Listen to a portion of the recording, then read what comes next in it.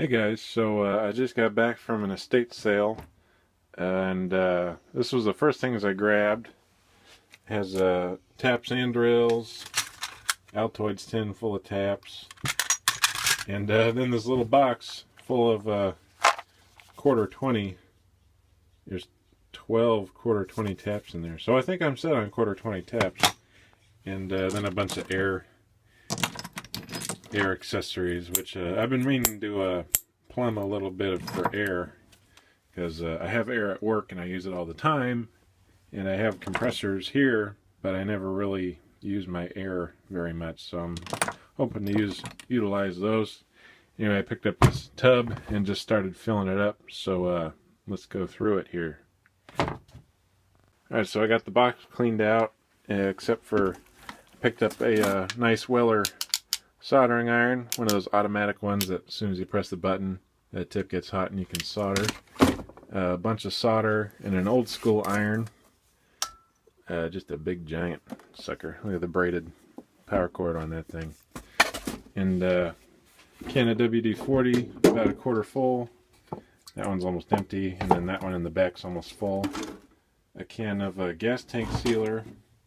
Thing of cotter pins. A staple gun with staples. Impact screwdriver set.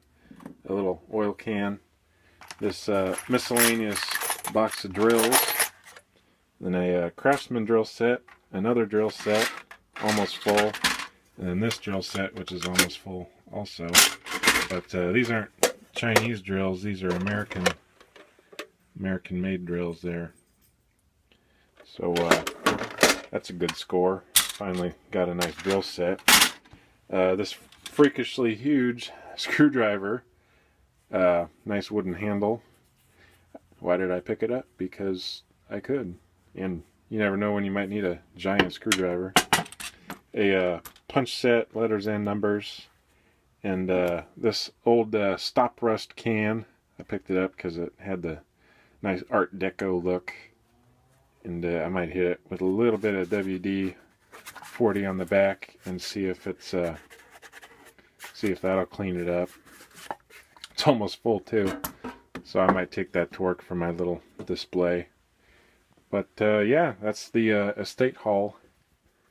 And I might have more like this in the future. This is just one haul. But time to catalog it and get it back into my little stash. These drills will help out for later projects on my lathe and my drill press.